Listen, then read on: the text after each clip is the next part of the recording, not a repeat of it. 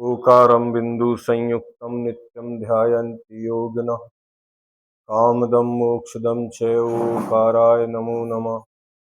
अविरल शब्द घनोग्गा प्रक्षालति सकल भूतल मलकलंका मुनिभ्रोपासित तीर्थ सरस्वती हरतनो दुर्तान् अज्ञान तिमिरान् ध्यानां ज्ञानाञ्जन शलाकया चक्षुरुन्मीलितमेन तस्मै श्रीगुरुभे नमः।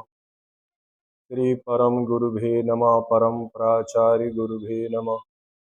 सकल कलश विध्वंसकम श्रेषां परिवर्धकम धर्म संबंधकम भव्य जीव मनः प्रतिबोधकारकामदम शास्त्रम श्री तत्वार्थ मंजूषा जी नामधेयम अस्य मूल ग्रंथ कर्तारा श्री सर्वज्ञ देवः दुत्तर ग्रंथ कर्तारा श्री गणधर देवः प्रति गणधर देवः तेषां वचनोनुसारमास श्रीमत् आचार्य प्रवर स्वामी उमा स्वामी आचार्येण वृष्टम मंग आरिका श्री विज्ञानमती माता जी द्वारा संकलितम मंगलम भगवान वीरो मंगलम गौतमो गणि मंगलम कुंद कुंदारियो जैन धर्मोस्तु मंगलम सर्वमंगल मांगल्यम सर्वकल्याणकारकम प्रधानां सर्वधर्माणां जैनम जयतु शासनम मोक्षमार्गस्य नेतारं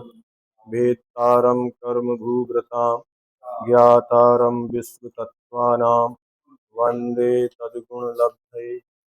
महावीर को नमन करूं ज्ञान विवेक उरलाय शारद विशाल बंदन करो विद्या आशीष पाय गृध्र पिछ आचार्य कृत गहन ग्रंथ तत्वार्थ मंजूषा संग्रह करूं हो सरल गूढ़ार्थ पंच परमेष्टि भगवान की जय। संत श्रोमणी आचार्य गुरुवर श्री विद्यासागर जी महामुनिराज की जय। परम पूज्य आचार्य श्री समय सागर जी महाराज की जय। वंदनीय आरिका माँ श्री विज्ञानमती माता जी की जय। इस तत्वार्थ मंजूषा नामक ग्रंथ में प्रथम अध्याय में प्रमाणों का वर्णन चल रहा है। कल 10वें नंबर के सूत्र में हमने पढ़ा था तत्प्रमाणे अर्थात वह प्रमाण दो प्रकार का होता है। तो वे दो भेद प्रमाण के कौन कौन से हैं उनको जानने के लिए आगे के सूत्र कहे जा रहे हैं। प्रश्न नंबर 82 सूत्र नंबर 11 है। परोक्ष ज्ञानों का कथन करते हैं। आद्य परोक्षम आद्य परोक्षम आदि के दो ज्ञान परोक्ष हैं। अब आदि के कहाँ से लेंगे? तो पहले जो 9वें नंबर का सूत्र था मति श्रोताब्दि मनः परे केवलानि ज्ञानम, उस सूत्र में कहे गए आदि के दो ज्ञान कौन है? तो मति ज्ञान और श्रुत ज्ञान, ये परोक्ष ज्ञान है। तो परोक्ष ज्ञान किसे कहते हैं? तो उपात्त अनुपात रूप प्रधानता से जो ज्ञान होता है वह परोक्ष कहलाता है। उपात्त किसे कहते हैं? इंद्रिय और मन तथा अनुपात प्रकाश उपदेश आदि को पर कहते हैं। क्या? एक इंद्रिय और मन ये उपात्त हैं और प्रकाश उपदेश आदि अनुपात हैं। ये दोनों मिलके पर कहते हैं और पर के निमित्त से होने वाले अर्थावबोध को परोक्ष ज्ञान कहते हैं। अर्थात जिसमें इंद्रिय मन ये उपात्त की सहायता हो और प्रकाश उपदेश आदि ये अनुपात की जिसमें सहायता होती है ज्ञान में, वह ज्ञान परोक्ष ज्ञान कहलाता है। अब तीसरा शब्द है समुपात और अनुपात। समुपात माने गृहीत अथवा अनुपात माने अगृहीत। पर की प्रधानता से जो पदार्थों का ज्ञान होता है उसे परोक्ष प्रमाण कहते हैं। अर्थात गृहीत के द्वारा भी और अगृहीत भी, इनके द्वारा। अविशद माने अस्पष्ट प्रतिभास को परोक्ष कहते हैं। विशदम प्रत्यक्षम ऐसा सूत्र आता है। जो विशद होता है वह प्रत्यक्ष होता है और अविशद होता है यानी स्पष्ट और अस्पष्ट। तो जो परोक्ष ज्ञान जब भी होगा अस्पष्ट ही होता है, लेकिन प्रत्यक्ष ज्ञान स्पष्ट होता है और परोक्ष ज्ञान अस्पष्ट होता है। आपको आवाज सबको आ रही है बराबर? क्या परोक्ष ज्ञान भी सामान्य विशेष रूप वस्तु को जानता है? तो प्रत्यक्ष की तरह परोक्ष भी सामान्य और विशेष रूप वस्तु को विषय करता है। सामान्य और विशेष में से किसी एक को विषय करने वाला मानने पर तो उसमें परोक्ष प्रमाण में प्रमाणता ही नहीं बन सकती, क्योंकि वस्तु में सामान्य धर्म भी होता है और विशेष धर्म भी होता है। एक का अभाव सामान्य के बिना विशेष नहीं होता और विशेष के बिना सामान्य नहीं होता। ये दोनों ही होते हैं। अगर किसी एक को मानेंगे तो परोक्ष प्रमाण भी नहीं है, क्योंकि सभी प्रमाण सामान्य और विशेष दोनों स्वरूप वस्तु को विषय करने वाले माने गए हैं। कहा भी गया है, सामान्य और विशेष रूप वस्तु प्रमाण का विषय है। सामान्य माने द्रव्य सामान्य होता है और उसकी जो पर्याय है वह विशेष होती है, और पदार्थ जो होता है वह द्रव्यात्मक और पर्यात्मक।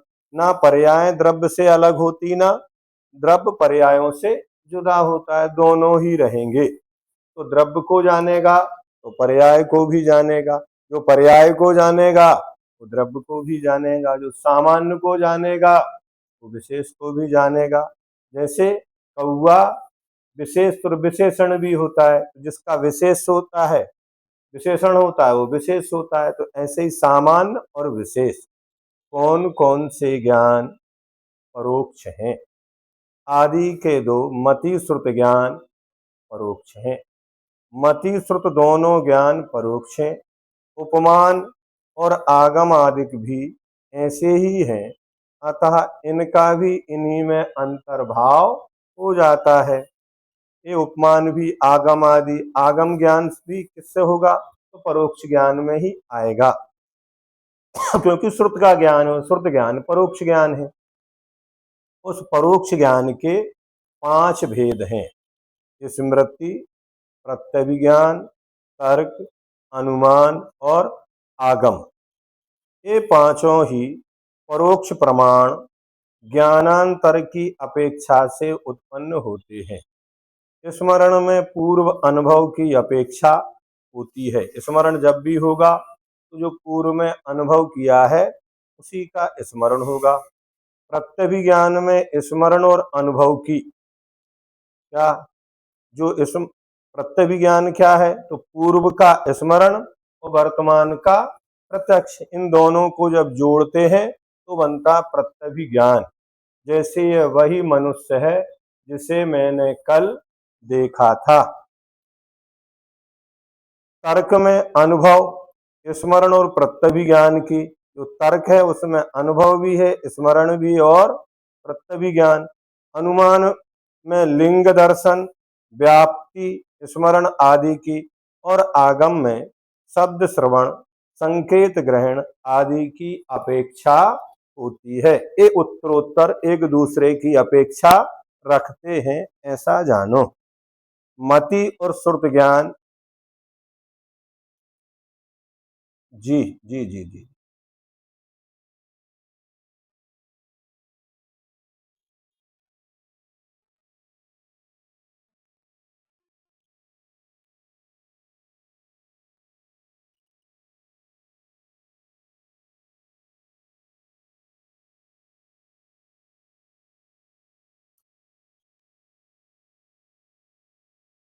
अब प्रश्न नंबर 4, मति और श्रुत ज्ञान परोक्ष क्यों है? जिस प्रकार गमन शक्ति से युक्त और स्वमेव गमन करने में असमर्थ पुरुष भी लाठी आदि का सहायता से गमन होता है। कोई व्यक्ति वृद्ध है तो गमन किससे करता है? लाठी के सहारे। उसी प्रकार मति एवं श्रुत ज्ञानावरण का क्षयोपम होने पर भी सौम्य पदार्थों को जानने में असमर्थ ज्ञ स्वभाव आत्मा के पूर्वोक्त इंद्रियां, मन और प्रकाश आदि पर प्रत्यय की प्रधानता से ज्ञान होता है।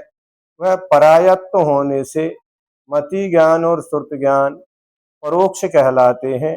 ये दोनों ज्ञान पराधीन होने से परोक्ष हैं। परोक्ष का अर्थ अज्ञान या अनवबोध नहीं है। क्या परोक्ष का अर्थ अज्ञानता नहीं, वहां ज्ञानावरणी कर्म का क्षयोत्तम तो है, लेकिन लाइट नहीं है तो क्या करेंगे, पुस्तक नहीं है तो क्या करेंगे। अब ये तो बाहर के वस्तुएं हैं। अब मनुष्य है, संगी है, पंचेंद्री है, लेकिन जन्म से ही अंधा है, मूक है, बहरा है, अथवा विक्षिप्त है, अनकॉन्शियस है, ऐसे भी होते हैं। अब उनको सब कुछ है लेकिन ज्ञान का क्षय उत्तम नहीं है का है, लेकिन मन विक्षिप्त है तो ज्ञान होगा क्या। इसलिए वो ज्ञान इन सब की अपेक्षा रखता है, इसलिए परोक्ष है। सूत्र में दिए गए आद्य पद का क्या अर्थ है। सूत्र में दिए गए आद्य पद से आदि के दो को ग्रहण करना चाहिए। आदि में होने वाला एक मति ज्ञान पहला मुख्य कल्पना से प्रथम है और श्रुत ज्ञान भी उसके समीप होने से प्रथम है, ऐसा उपचार किया जाता है। सूत्र में आद्य इस प्रकार द्विवचन का निर्देश है। जैसे तत्प्रमाणे में प्रमाणे द्विवचन था, ऐसे ही यहाँ पर आद्य पद में भी द्विवचन का निर्देश है, अतः उसकी सामर्थ्य से गौण का भी ग्रहण हो जाता है। इससे मति ज्ञान और श्रुत ज्ञान दोनों लिए गए हैं। अब प्रत्यक्ष ज्ञान किसे कहते हैं, तो प्रत्यक्ष ज्ञानों का वर्णन। प्रत्यक्ष मन्यत, प्रत्यक्ष मन्यत, हाँ अन्यत, प्रत्यक्षम, प्रत्यक्षम माने प्रत्यक्ष कौन, अन्यत माने जो शेष बचे। जो सूत्र में कहे गए 5 ज्ञान थे उनमें आदि के 2 ज्ञान तो परोक्ष ज्ञान है। अब शेष कितने बचे, 3। तो अवधि ज्ञान, मना परे ज्ञान और केवल ज्ञान, ये तीनों ज्ञान जो शेष हैं वे प्रत्यक्ष ज्ञान है।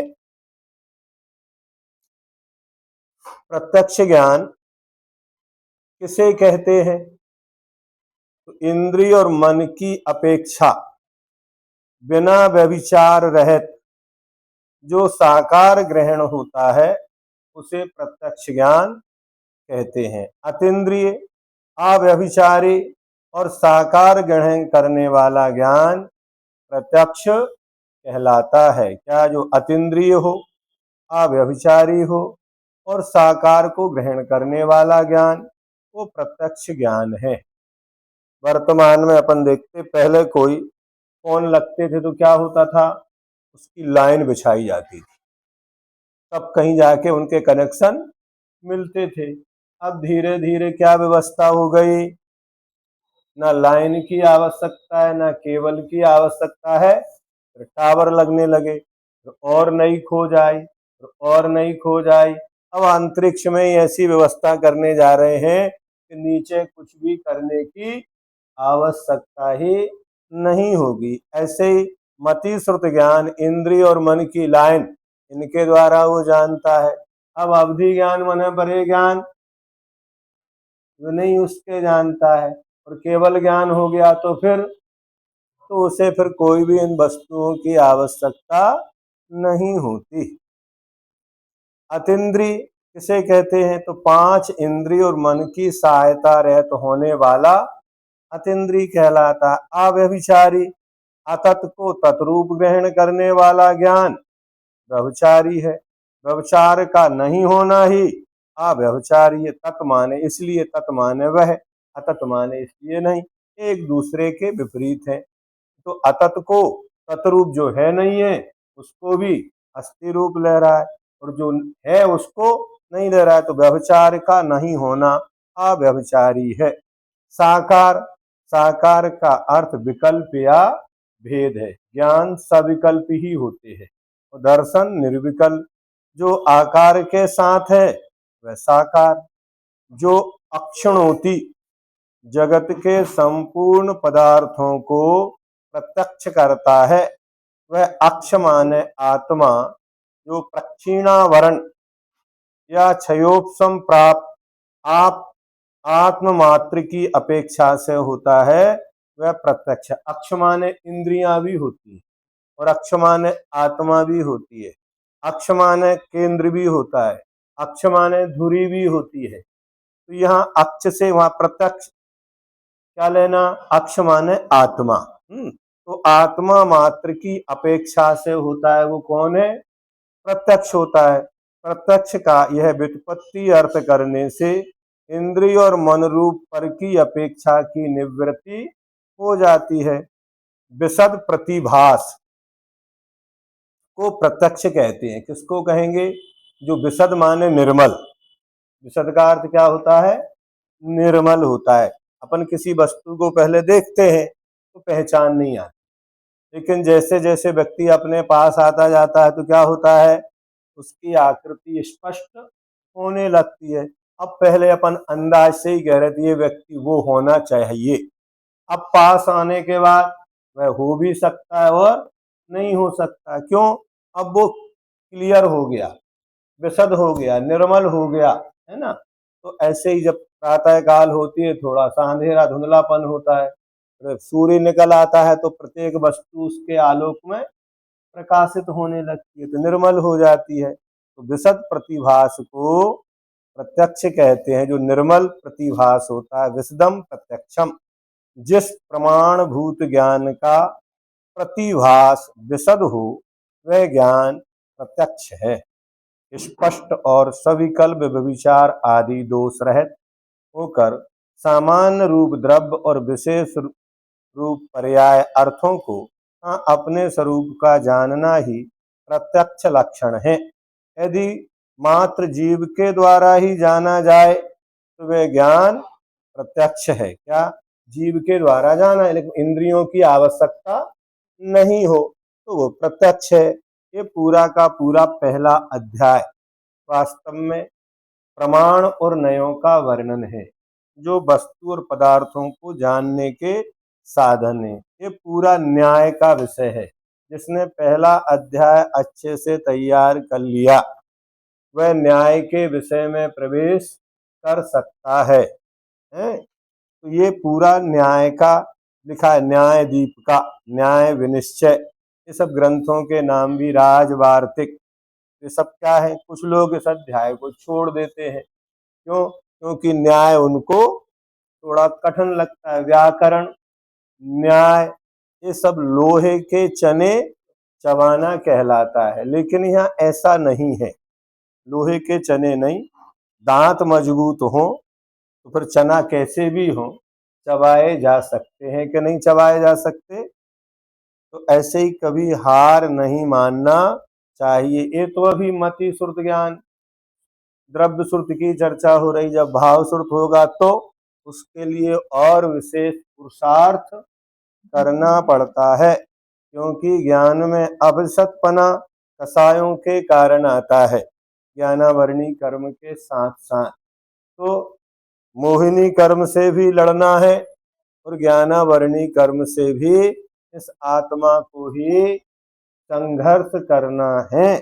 और बिना संघर्ष किए कोई भी महान नहीं बनता। इसलिए जितना परिश्रम करेंगे, गुरुजी कहते सीना तानो पसीना बहाओ। क्या, सीना तानो पसीना बहाओ, तो पसीना बहाना पड़ेगा। कोई व्यक्ति 5 किलोमीटर पैदल चले, कितना, और 1 घंटा ग्रंथ पढ़े, ज्यादा एनर्जी किसमें लगती है, अधिक ऊर्जा की आवश्यकता किसमें है, बोलो, है, हाँ, ग्रंथ पढ़ने में 1 घंटा एक ग्रंथ को पढ़ो किसी को भी, और वो भी व्याकरण का न्याय का विषय हो, है, और 1 घंटा पैदल, 5 किलोमीटर पैदल चलो। तो क्या, अभी हम आते घूम के, कोई बात नहीं है, चलते ही रहते हैं। लेकिन यहाँ पढ़ते हैं तो माथे में दर्द होने लगता है। लेकिन फिर भी पुरुषार्थ करना चाहिए, तभी काम होता है। ये ज्ञान अतीन्द्रिय कैसे कहे गए हैं? यदि यह ज्ञान जी है, एक मिनट, प्रक्षीणावरण, प्रक्षीणावरण माने ज्ञानावरण। आत्मा जो प्रक्षीणावरण या क्षयोपशम प्राप्त है ना। प्रक्षीण माने होता है ज्ञान, ज्ञान पर जो आवरण डालते हैं तो प्रक्षीणावरण, यानी ज्ञानावरणी कर्म का या तो क्षय हो या क्षयोपशम हो। तो जो आत्मा प्रक्षीणावरण या क्षयोपशम प्राप्त आत्म मात्र की अपेक्षा से होता है, वह प्रत्यक्ष है। अब क्षय के द्वारा होगा तो प्रक्षीणावरण, पूरी तरह से आवरण का क्षय हो गया, या फिर क्षयोपशम हुआ तो अवधि ज्ञान, मना परे ज्ञान छायोपशमिक ज्ञान है, और केवल ज्ञान छायिक ज्ञान है ना। हाँ, ऐसा उसको जानना। यदि यह ज्ञान, जी जी जी जी,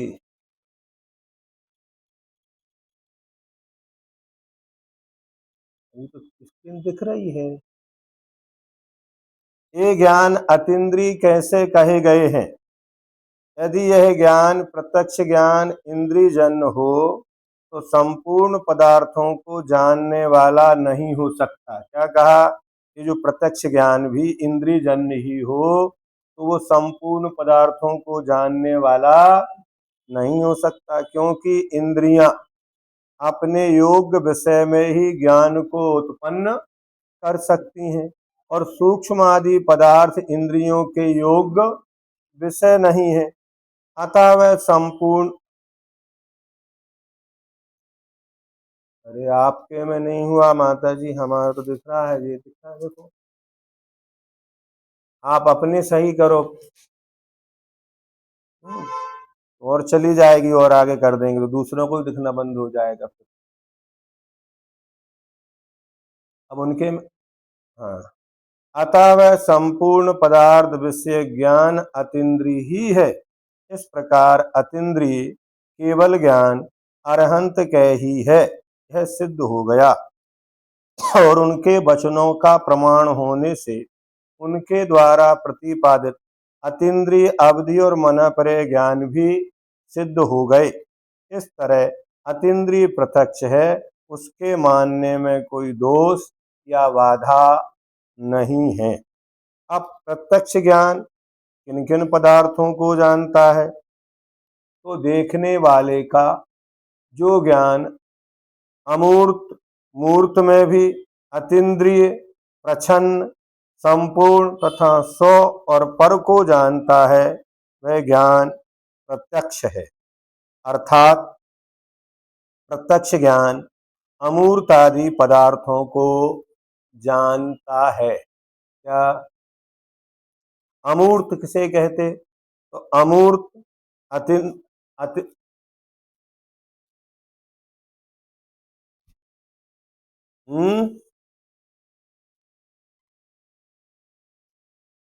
सुनो सुनो, यहाँ ये कहा जा रहा है प्रत्यक्ष ज्ञान जानता है।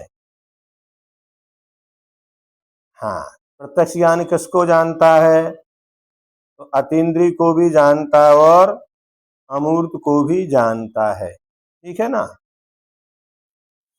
ये बता रहे हैं इसमें, यही तो प्रत्यक्ष ज्ञान किन किन पदार्थों को जानता है? तो देखने वाले का जो ज्ञान अमूर्त, मूर्त में भी, अतीन्द्रिय, प्रच्छन्न, संपूर्ण तथा स्व और पर को जानता है, वह ज्ञान प्रत्यक्ष है। अर्थात प्रत्यक्ष ढका हुआ, कोई चीज ढकी है तो भी आप मुट्ठी बंद करके पूछो हमारी मुट्ठी में क्या है? प्रच्छन्न माने गुप्त, है ना। संपूर्ण को जानता है, सो को भी जानता है और पर को जानता है, वह ज्ञान प्रत्यक्ष है। अर्थात प्रत्यक्ष ज्ञान अमूर्त आदि पदार्थों को जानता है।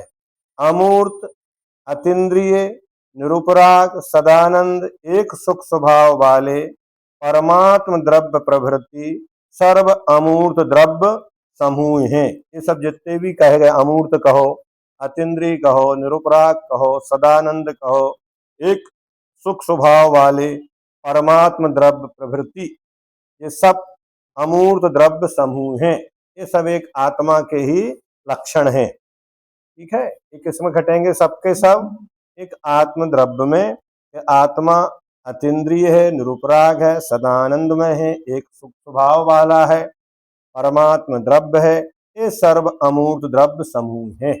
मूर्त क्या है? तो मूर्त पुद्गल द्रव्यों में जो अतीन्द्रिय पुद्गल परमाणु आदि को भी जानता है। क्या मूर्त पुद्गल द्रव्य है, उनमें जो पुद्गल परमाणु है, वो पुद्गल परमाणु को भी अवधि ज्ञान जानता है, लेकिन मति श्रुत ज्ञान परमाणु को नहीं जानते, क्योंकि परमाणु इंद्रियों का विषय नहीं है। तो उसको कौन जान रहा है? तो अवधि ज्ञान ही जानता है। अधिक में महास्कंद को भी जानता है और सूक्ष्म में परमाणु को भी। ये सब अवधि ज्ञान के विषय हैं, वो जानता है। प्रछन्न, अब प्रछन्न में द्रव्य प्रछन्न, क्षेत्र प्रछन्न, काल प्रछन्न और भाव प्रछन्न। द्रव्य प्रछन्न क्या है? कालाणु आदि द्रव्य रूप से प्रछन्न है, मतलब गुप्त देखने में नहीं आते हैं, तो कालाणु आदि ये द्रव्य रूप से प्रछन्न है। क्षेत्र प्रछन्न, व्यवहत, अंतरित, सूक्ष्म, आलोकाकाश के प्रदेशों से लेकर अन्य द्रव्यों के प्रदेश, ये सब क्या है? क्षेत्र प्रछन्न है। काल प्रछन्न, निर्विकार परमानंद एक सुख स्वाद रूप से परिणत परमात्मा के वर्तमान समयवर्ती परिणामों से लेकर जो संपूर्ण द्रव्यों के वर्तमान समयवर्ती परिणाम एक काल रूप से प्रछन्न है। भाव प्रछन्न, उन्हीं परमात्मा की सिद्ध रूप शुद्ध व्यंजन पर्याय और शेष द्रव्यों की जो यथा संभव व्यंजन पर्याय, उनमें गर्भित प्रति समय होने वाली 6 प्रकार हानि वृद्धि रूप अर्थ पर्याय भाव प्रछन्न कही गई है। ये गे स्वगत, स्वद्रव्यगत और अन्य परद्रव्यगत हैं। उन गेयों को जानने वाला कौन है?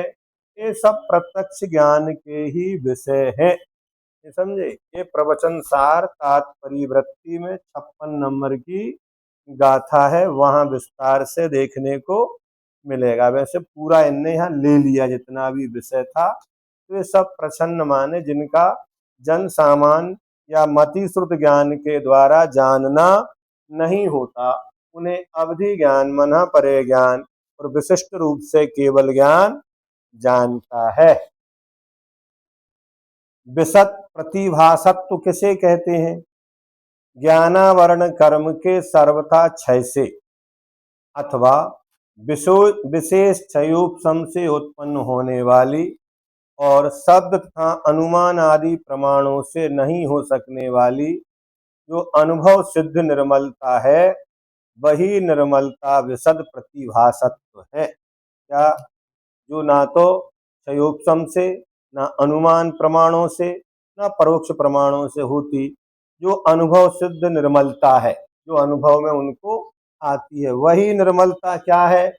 विशद या प्रतिभासत्व है। किसी प्रमाणिक पुरुष के अग्नि है इस प्रकार के वचन से, और यह प्रदेश अग्नि वाला है क्योंकि धुआं है, इस प्रकार के धूमादि लिंग से उत्पन्न हुए ज्ञान की अपेक्षा यह अग्नि है, इस प्रकार के उत्पन्न इंद्रिय ज्ञान में विशेषता देखी जाती है। वही विशेषता निर्मलता, विशदता और स्पष्टता आदि शब्दों द्वारा कही जाती है। जैसे किसी व्यक्ति ने कहा उस जगह अग्नि है, उसने कहा हमने तो अग्नि को नहीं देखा, क्या तो अभी हमें अग्नि स्पष्ट हुई क्या? वो व्यक्ति कह रहा है कि वहां अग्नि है, एक साधन। दूसरा किसी ने क्यों है? क्योंकि वहां धुआं है। लेकिन जब हमने वहां जाकर देखा तो वो जो निर्मलता आई, जो विशुद्धता आई, वो विशुद्धता है एक किसी व्यक्ति की मानना और किसी कारणों से जानना धूम आदि से, और स्वयं जाके अग्नि का ज्ञान करना। जैसी इनमें अंतर है वैसी ही विशेषता, निर्मलता, विशुद्धता, स्पष्टता आदि शब्दों द्वारा उसी को विशद कहते, स्पष्ट कहते, निर्मल कहते। प्रत्यक्ष, हाँ पेज पलटना हम भूल जाते।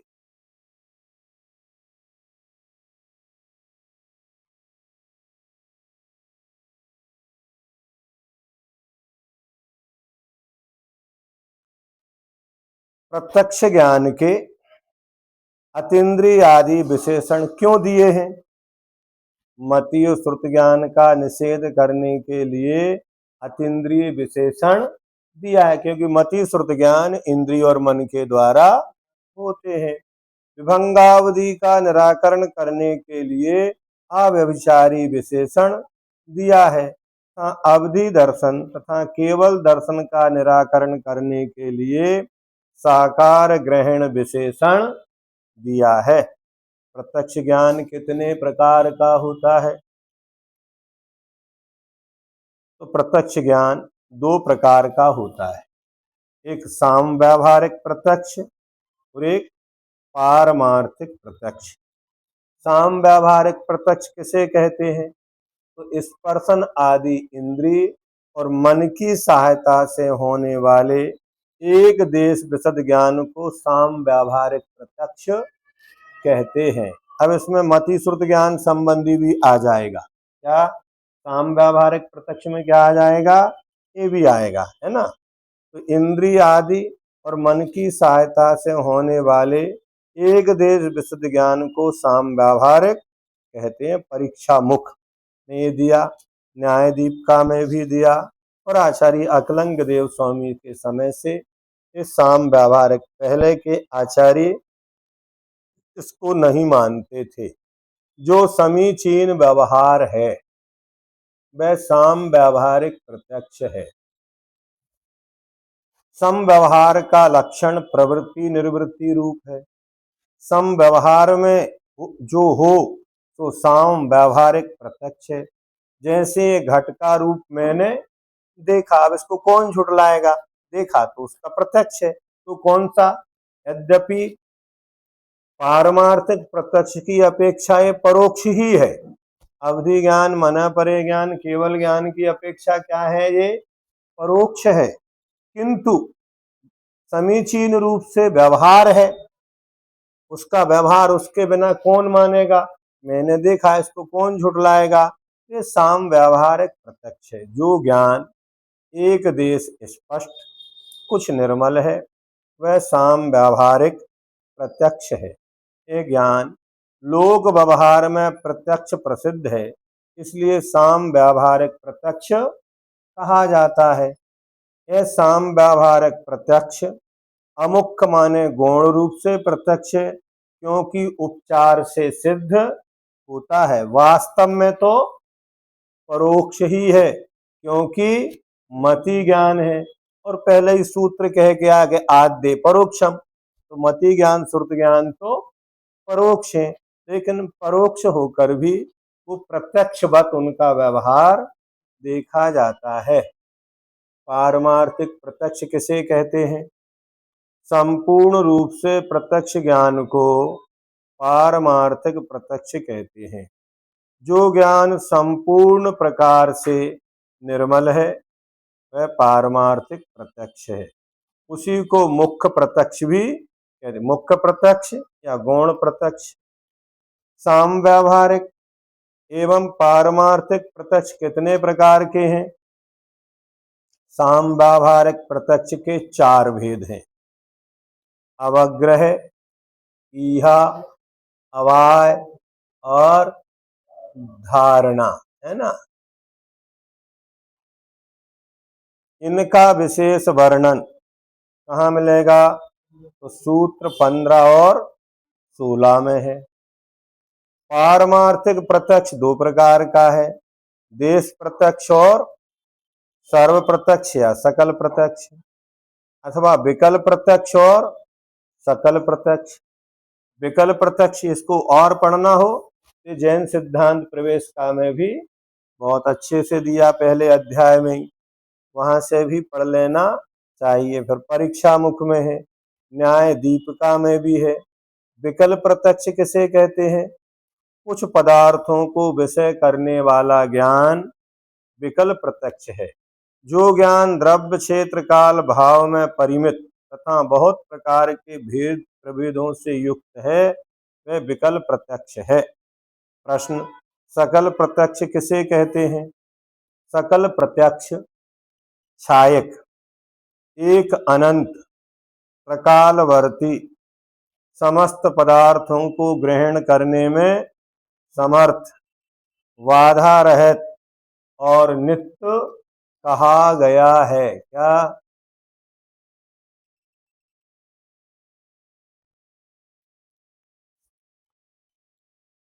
समस्त द्रव्यों और उनकी समस्त पर्यायों को जानने वाले ज्ञान को सकल प्रत्यक्ष, सकल द्रव्य के गुण अनंत, पर्याय अनंता, जाने एक ही काल प्रकटि केवल भगवंता, सर्व द्रव्य पर्यायेषु, सभी द्रव्यों की सभी पर्यायों को कौन जानता है? केवल ज्ञान जानता है। ठीक है।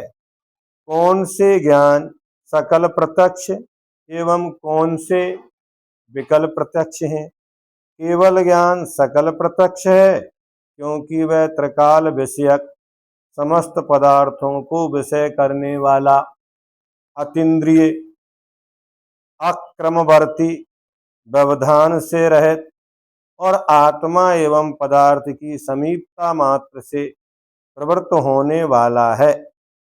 अवधि और मनः परे ज्ञान विकल्प प्रत्यक्ष हैं क्योंकि उनमें सकल प्रत्यक्ष का लक्षण नहीं पाया जाता। यह ज्ञान विनश्वर तथा मूर्त पदार्थों में भी इसकी पूर्ण प्रवृत्ति नहीं देखी जाती। किसकी? अवधि ज्ञान और मनः परे ज्ञान रूपी को ही जानते, लेकिन सभी रूपी पदार्थों को जानते क्या? नहीं, सभी रूपों को भी नहीं, उनकी कुछ पर्यायों को ही वो जान पाएंगे। प्रत्येक अवधि ज्ञानी की अपनी अपनी अलग अलग मर्यादाएं हैं कि कितनी भव की जानेंगे, कितने क्षेत्र की जानेंगे, कितने काल की जानेगा, तो उनकी मर्यादाएं है। अब केवल ज्ञान को पारमार्थिक प्रत्यक्ष कहना ठीक है, परंतु अवधि व मन परे पारमार्थिक प्रत्यक्ष कैसे हो सकते हैं? क्योंकि ये दोनों तो विकल्प प्रत्यक्ष हैं। ऐसा कहना ठीक नहीं है, क्योंकि सकल्पना और विकल्पना यहाँ विषय की अपेक्षा है, स्वरूप की अपेक्षा नहीं। स्पष्टीकरण, क्योंकि केवल ज्ञान समस्त द्रव्यों और पर्यायों को विषय करने वाला है, इसलिए सकल प्रत्यक्ष कहा जाता, परंतु अवधि और मनः परे ज्ञान कुछ पदार्थों को विषय करते हैं, इसलिए वे विकल्प कहे जाते हैं। लेकिन इतने से उनमें पारमार्थिकता की हानि नहीं होती, क्योंकि पारमार्थिकता का कारण सकलार्थ विषयता नहीं है, पूर्ण निर्मलता है। भले ही वो कम को जानते हैं, लेकिन अपने क्षेत्र में तो निर्मल है, और वह पूर्ण निर्मलता केवल ज्ञान की तरह अवधि और मन परे ज्ञान में भी अपने विषय में विद्यमान है, इसलिए वे दोनों भी पारमार्थिक ही हैं। इंद्रिय ज्ञान को प्रत्यक्ष मानने में क्या हानि है? इंद्रिय ज्ञान को प्रत्यक्ष मान लेने पर आप्त के प्रत्यक्ष ज्ञान का अभाव प्राप्त होता है ना। और इंद्रिय ज्ञान प्रत्यक्ष हो जाएंगे तो फिर केवली भगवान के प्रत्यक्ष ज्ञान कैसे मानेंगे? क्योंकि आपके इंद्रिय पूर्वक ज्ञान नहीं होता है। कदाचित उनके इंद्रिय पूर्वक ज्ञान माना जाता है तो उनके सर्वज्ञता नहीं रहती है। हाँ, मन के प्रयत्न से उनके ज्ञान की उत्पत्ति मानने पर भी उनके सर्वज्ञता का अभाव ही होता है। इसका विवरण 10वें सूत्र में कर दिया गया है। शब्दात्मक एवं अभ्यंतर में होने वाला विकल्पात्मक ज्ञान कौन से ज्ञान में आता है? शब्दात्मक श्रुत ज्ञान है, वह तो परोक्ष है ही। स्वर्ग मोक्ष आदि वह विषयों का बोध कराने वाला विकल्प रूप जो ज्ञान है वह भी परोक्ष है। और जो अभ्यंतर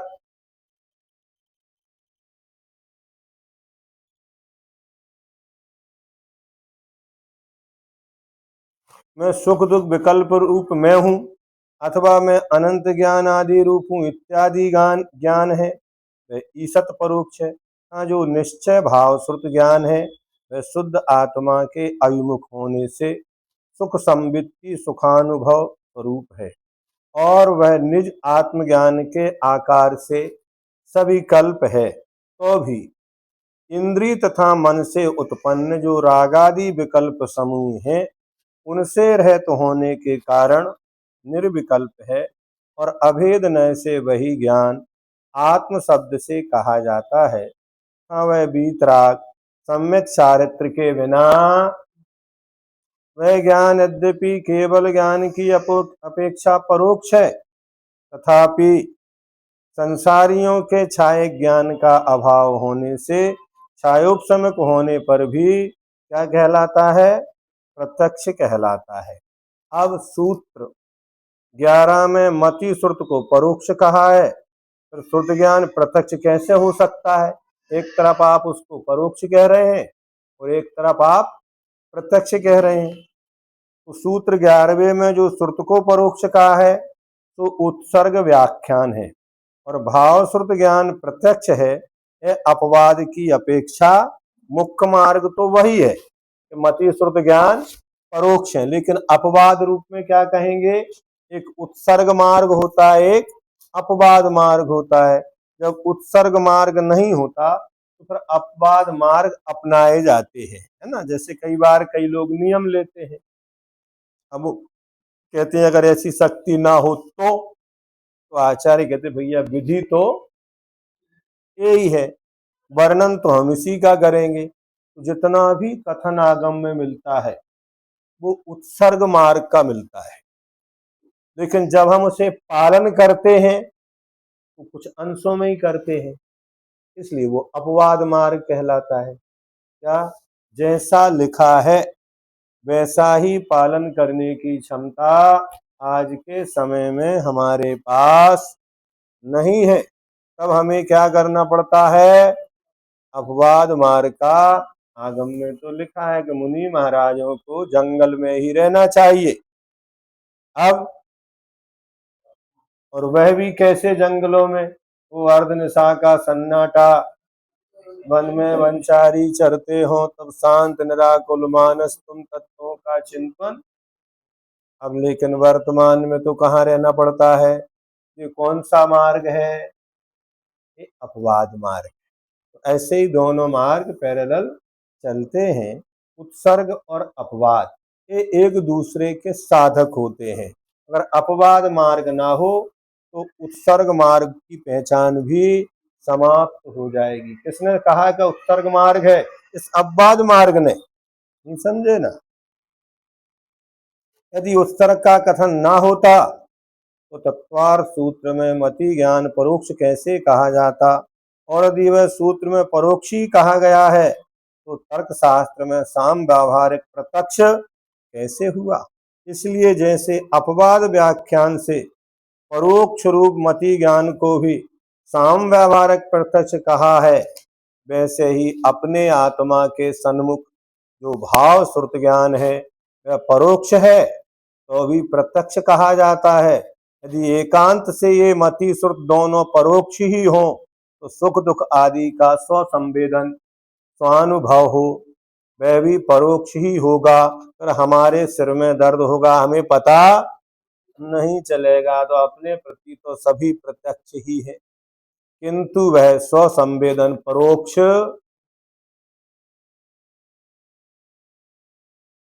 नहीं है। जब तीन ज्ञान प्रत्यक्ष हैं तो सूत्र में अन्यानि प्रत्यक्षाणि इस प्रकार बहुवचन क्यों नहीं कहा? ज्ञान एवं प्रमाण ऐसे एक वचनांत दो पदों की पूर्व सूत्रों से अनुवृत्ति हो रही है। इस कारण परोक्ष से बचे हुए अवधि आदि ज्ञानों का समूह प्रत्यक्ष ज्ञान है। सामान्य का आश्रय लेने से ही इष्ट की सिद्धि हो जाती है, ग्रंथ के गौरव का भी परिहार हो जाता है। इस प्रकार आज का वर्णन समाप्त हुआ।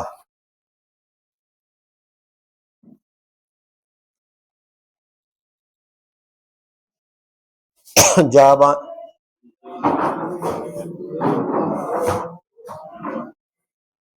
दिनवाणी कर लें अपन, फिर बाद में चर्चा करते हैं।